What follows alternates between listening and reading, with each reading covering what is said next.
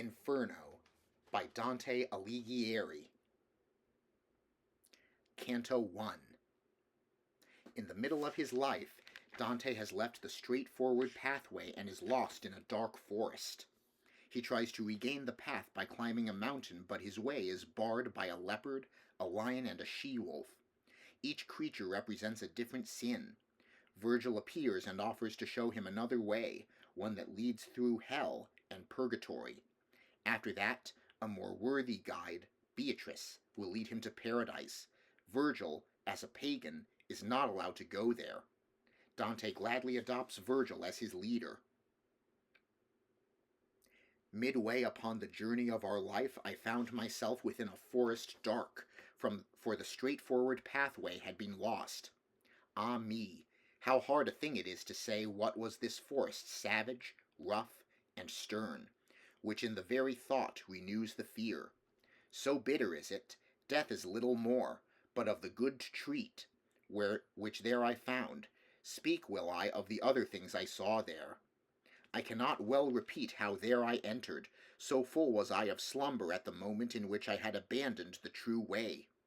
But after I had reached a mountain's foot, at that point where the valley terminated, which had with consternation pierced my heart, upward I looked, and I beheld its shoulders, vested already with that planet's rays which leadeth others right by every road. Then was the fear a little quieted that in my heart's lake I had endured throughout the night, which I had passed so piteously.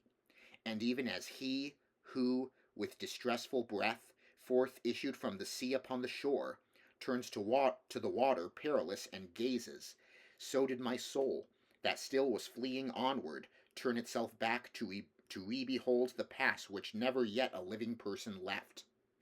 After my weary body I had rested, the way resumed I on the desert slope, so that the firm foot was the lower. And lo, almost where the ascent began, a panther light and swift exceedingly, which with a spotted skin was covered o'er, and never moved she from before my face, nay, rather did impede so much my way, that many times I to return had turned. The time was the beginning of the morning, and up the sun was mounting with those stars that with him were, what time the love divine at first in motion set those beauteous things. So were to me occasion of good hope, the variegated skin of that wild beast, the hour of time, and the delicious season, but not so much that did not give me fear a lion's aspect which appeared to me. He seemed as if against me he were coming with head uplifted, and with ravenous hunger, so that it seemed the air was afraid of him, and a she-wolf, that with all hungering seemed to be laden in her meagreness, and many folk has caused to live forlorn. She brought upon me so much heaviness, with the affright that from her aspect came, that I the hope relinquished of the height. And as he is who willingly acquires, and the time comes that causes him to lose, who weeps in all his thoughts and is despondent, e'en such made me that beast without in peace, which, coming on against me by degrees, thrust me back thither where the sun is silent. While I was rushing downward to the lowland, before mine eyes did one present himself, who seemed from long-continued silence hoarse. When I beheld him in the desert vast, have pity on me, unto him I cried, whiche'er thou art, or shade, or real man. He answered me, not man.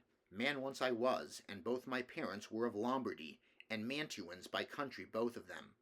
Sub Julio I was born, though it was late, and lived at Rome under the good Augustus, during the time of false and lying gods. A poet was I, and I sang that just son of Anchises, who came forth from Troy after that Ilion the superb was burned. But thou, why goest thou back to such annoyance? Why climbst thou not the Mount Delectable, which is the source and cause of every joy? Now art thou Virgilius, and that fountain which spreads abroad so wide a river of speech? I made response to him with bashful forehead. O of the other poets honour and light, avail me the long study and great love that have impelled me to explore thy volume. Thou art my master, and my author thou. Thou art alone the one from whom I took the beautiful style that has done honour to me. Behold the beast for which I have turned back. Do thou protect me from her, famous sage, for she doth make my veins and pulses tremble. Thee it behooves to take another road, responded he, when he beheld me weeping, if from this savage place thou wouldst escape, because this beast at which thou criest out suffers not any one to pass her way, but so doth harass him that she destroys him, and has a nature so malign and ruthless that never doth she glut her greedy will, and after food is hungrier than before. Many the animals are with whom she weds, and more they shall be still, until the greyhound comes, who shall make her perish in her pain. He shall not feed on either earth or pelf, but upon wisdom, and on love and virtue. Twixt Feltro and Feltro shall his nation be, of that low Italy shall he be the saviour, on whose account the maid Camilla died, Euryalus, Turnus, Nisus, of their wounds. Through every city shall he hunt her down, until he shall have driven her back to hell, there from whence envy first did let her loose.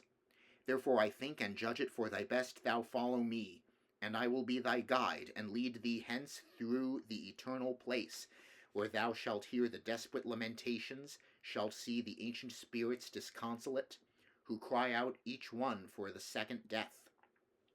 And thou shalt see those who contented are within the fire, because they hope to come, whene'er it may be, to the blessed people, to whom, then, if thou wishest to ascend, a soul shall be for that than I more worthy. With her at my departure I will leave thee, because that emperor who reigns above, in that I was rebellious to his law, wills that through me none come into his city. He governs everywhere, and there he reigns. There is his city and his lofty throne. O happy him who thereto he elects. And I to him, poet, I thee entreat, by the same God whom thou didst never know, so that I may escape this woe and worse, thou wouldst conduct me there where thou hast said, that I may see the portal of St. Peter, and those thou makest so disconsolate. Then he moved on, and I behind him followed.